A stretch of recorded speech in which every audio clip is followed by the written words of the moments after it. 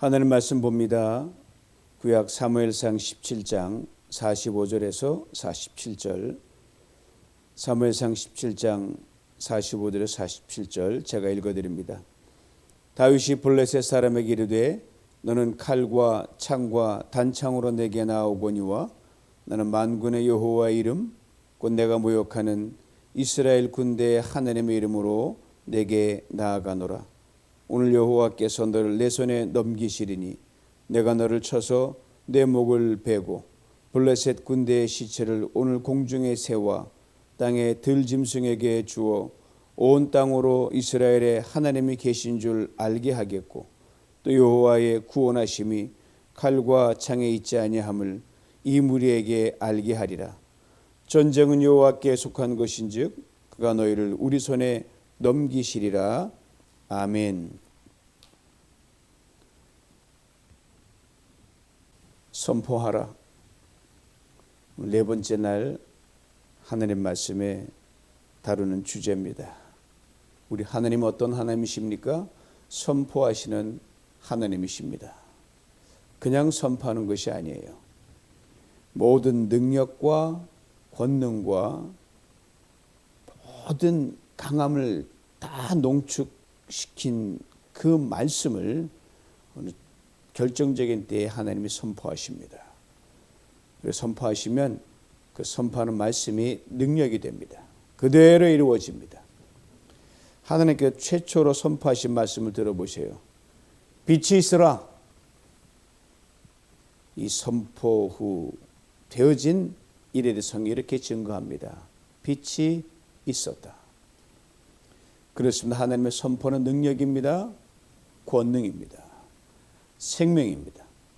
이 하나님의 선포를 받아 피조물도 선포합니다.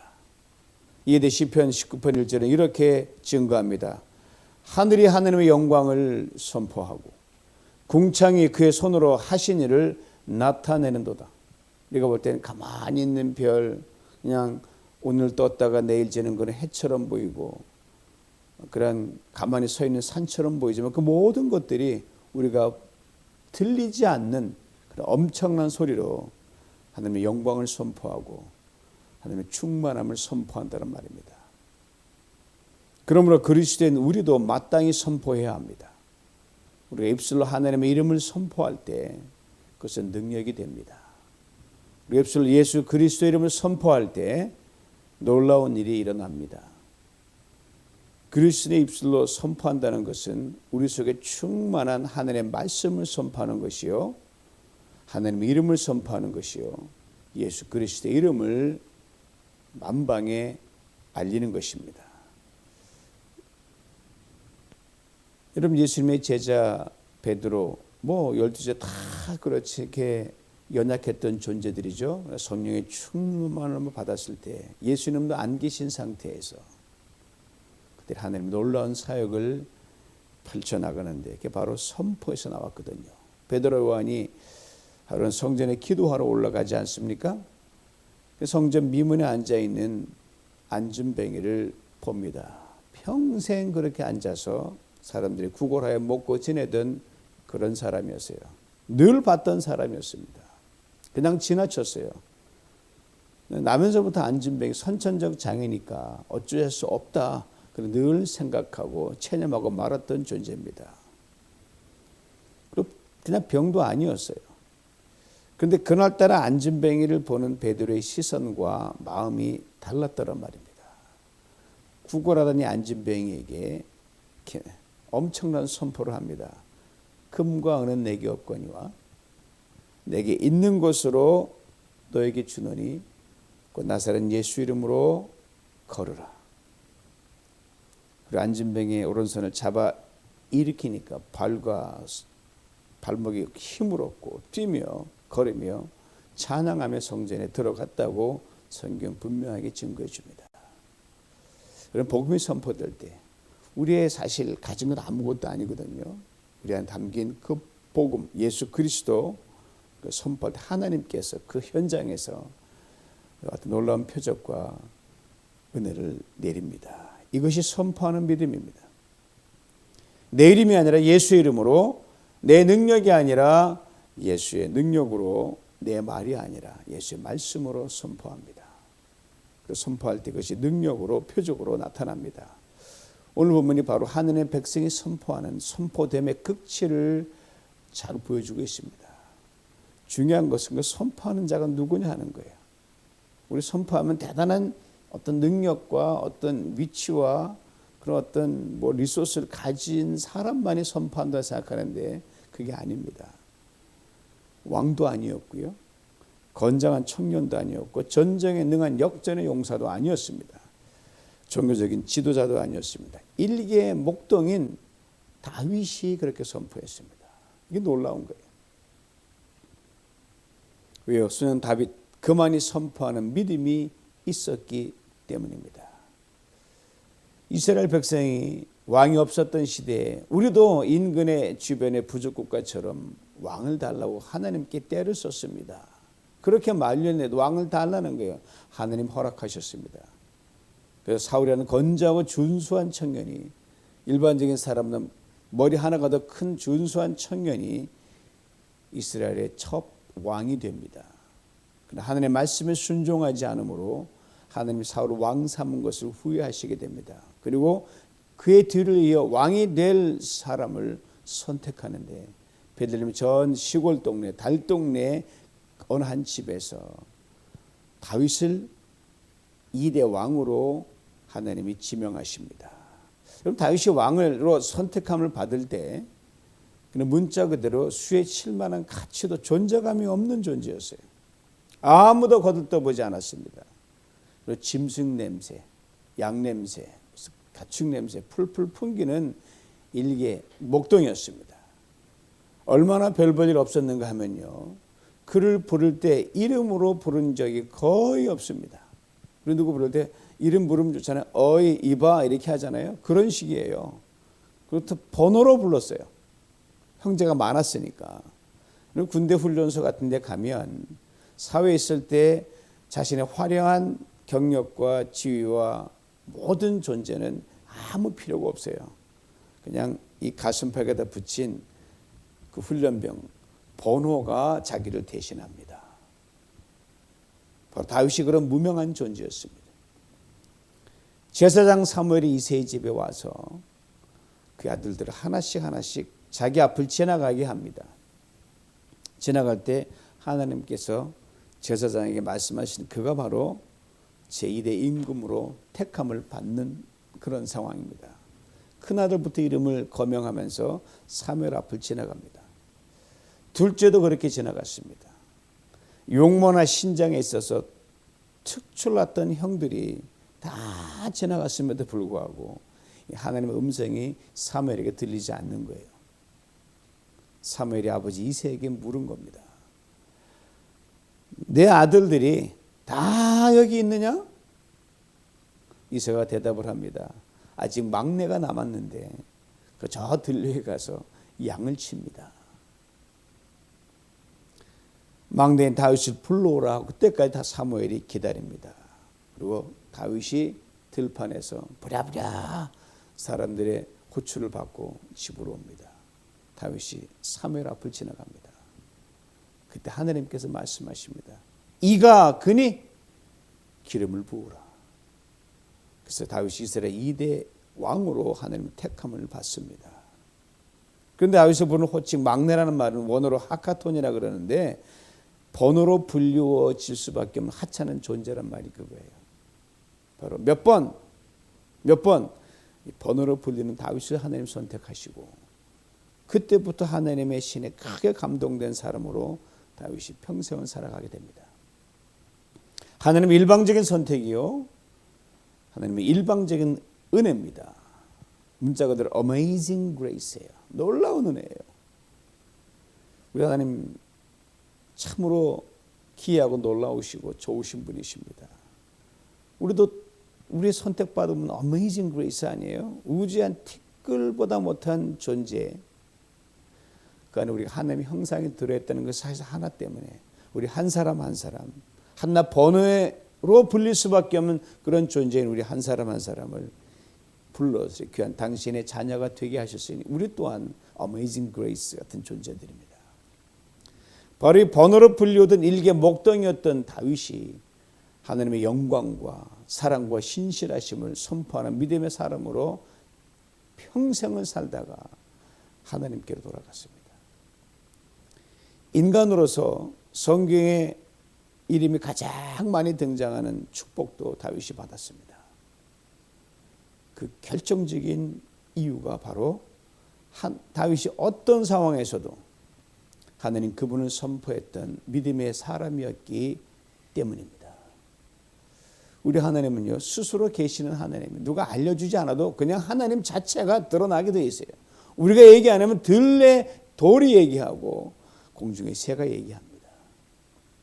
그러나 우리들이 당시 이름을 선포할 때, 불러줄 때, 당신이 행하신 일을 선포할 때, 말할 때 하나님 아주 흡족해 하십니다. 아주 마음에 쏙 들어 하십니다.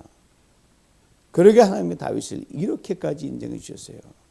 내 마음에 꼭 드는 사람, 내 마음에 합한 사람, 이런 인정을 받은 사람이 다윗이었어요. 사랑하는 성도 여러분, 하나님이 쓰시는 사람, 하나님의 사람들은 저들이 있는 상황에서 어떤 상황이든 간에 최악의 상황이든 최선의 상황이든 그 자리에 하나님의 능력과 영광과 이름을 선포했던 믿음의 사람들이었습니다. 다윗은 이미 일개 목동 시절부터 하나님을 선포했던 믿음의 사람이었어요. 사자와 곰 앞에서도 결코 물러서지 않았습니다. 사자야, 곰아. 밤하늘 수많은 별들을 보면서 하나님을 선포했습니다. 그러니까 정치인으로, 군인으로, 예술가로, 시인으로, 음악가로 나가 왕이 된 후에도 하나님을 선포하는 믿음의 사람으로 살아갔습니다. 아마 다윗처럼 상상력이 뛰어났던 사람은 없는 것 같아요. 보이는 세계와 보이지 않는 세계를 연결하면 이 모든 것을 통치하시며 다스리는 하나님을 다 꿰뚫어 봤어요, 다윗이요. 그것을 삶의 현장에서 구구절절히 선포했습니다. 오늘 보면은 다윗이 선포하는 믿음의 절정을 보여주는 대목이라 할 수 있습니다. 사울왕 시대 이스라엘에 쳐들어왔던 주변 나라 블레셋이라는 이방 나라가 있었거든요. 오늘 본문에서 바로 이 블레셋 군대가 또 이스라엘에게 싸움을 걸어왔습니다. 그러나 이번엔 상황이 좀 다른 거예요. 블레셋 군대 진영에 기골이 장대한 장수가 블레셋 진영의 선봉에 서서 이스라엘 진영을 향해 엄청난 소리를 지르며 호령을 해댑니다. 그 기계가 얼마나 대단했는지 이스라엘 진영에 감히 맞서서 맞장구 칠 사람이 없는 거예요. 골리앗 쩌렁쩌렁한 포효가 계곡을 휘감아서 쫙 메아리쳐 들려올 때 모두 겁에 질려버렸습니다. 이에 대해 사무엘상 17장 11절은 이렇게 말해줍니다. 사울과 온 이스라엘이 블레셋 사람의 이 말을 듣고 놀라 크게 두려워하니라. 온 나라가 떨었다는 거예요. 이제 싸워서 죽든지 아니면 저들의 요구 조건을 들어주고 항복하든지 둘 중에 하나를 선택해야 되는 절박한 상황에 놓였습니다. 기싸움에서 완전히 눌려버린 거예요. 사울 의지조차 꺾여버렸습니다.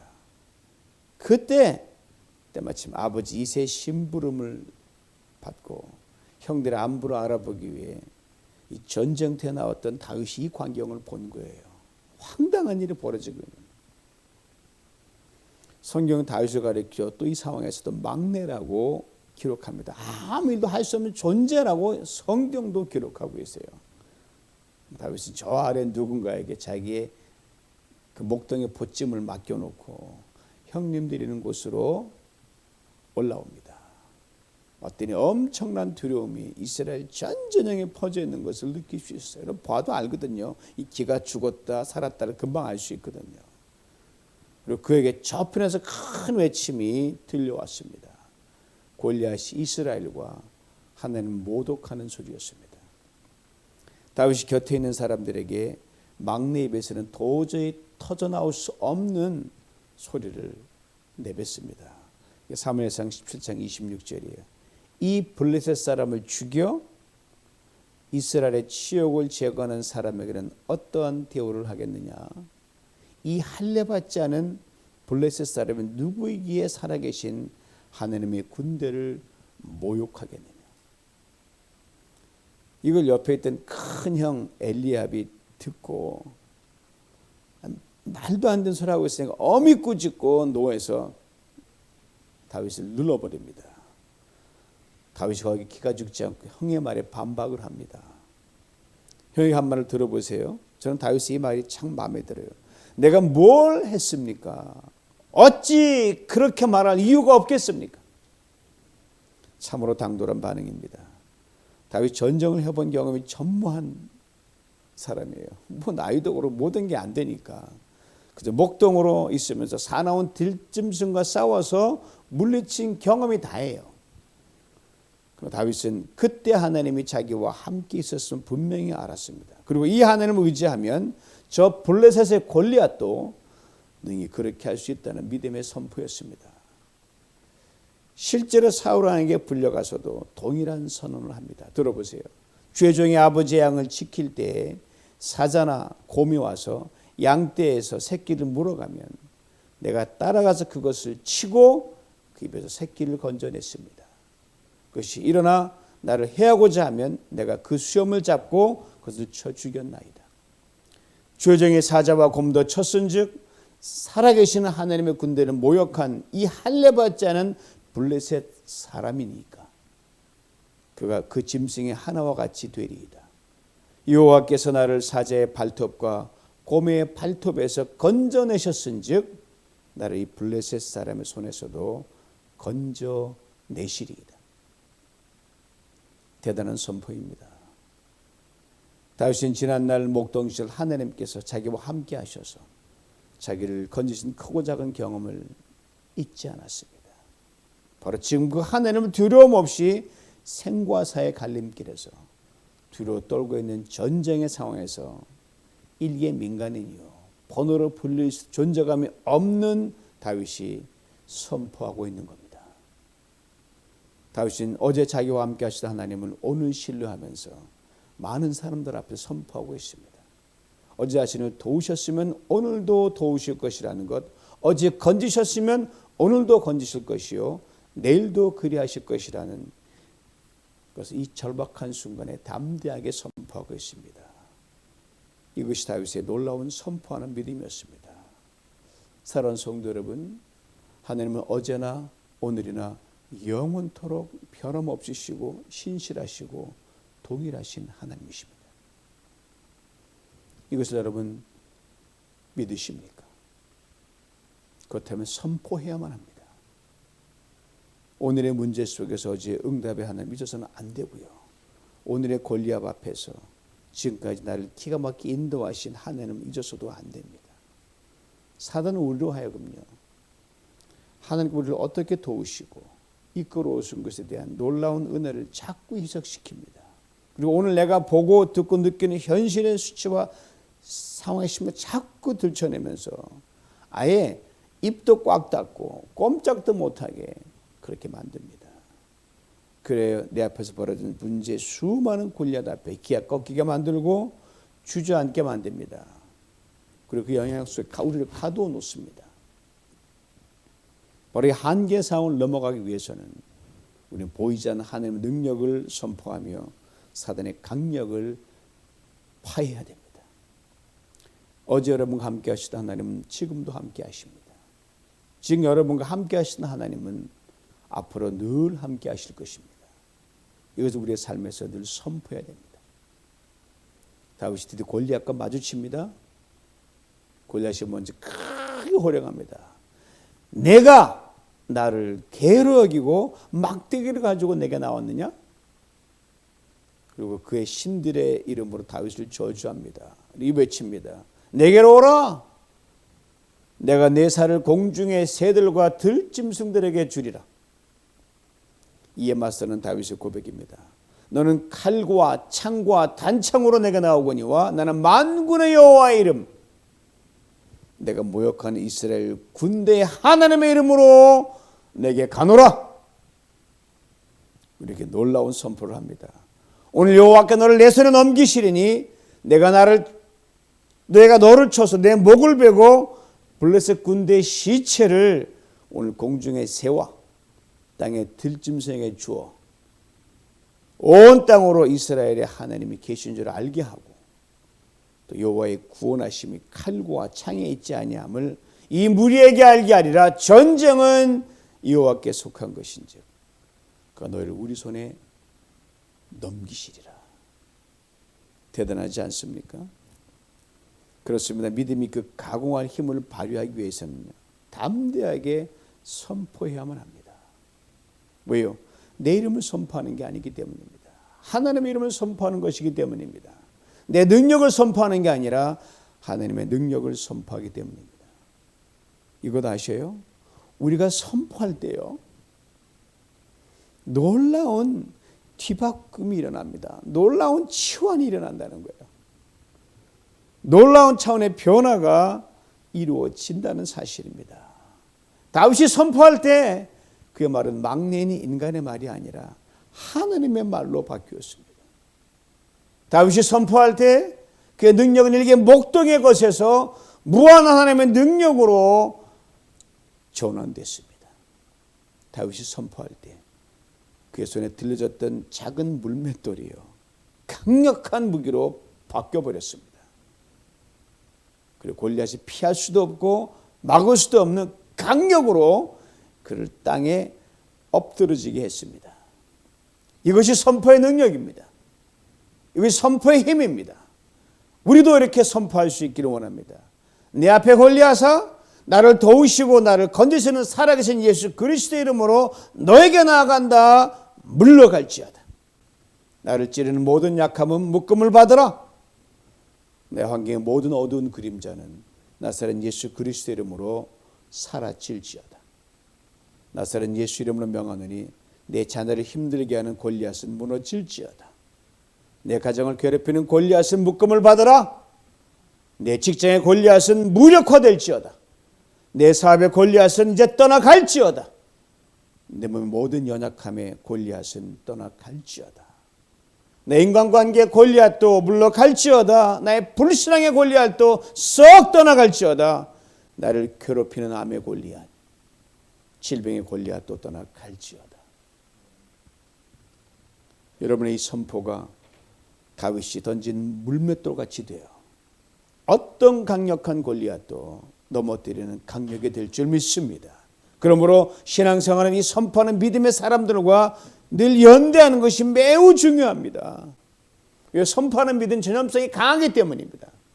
믿음의 사람과 연대할 때, 그리고 선포할 때 하나님의 능력은 강력한 시너지를 발휘합니다.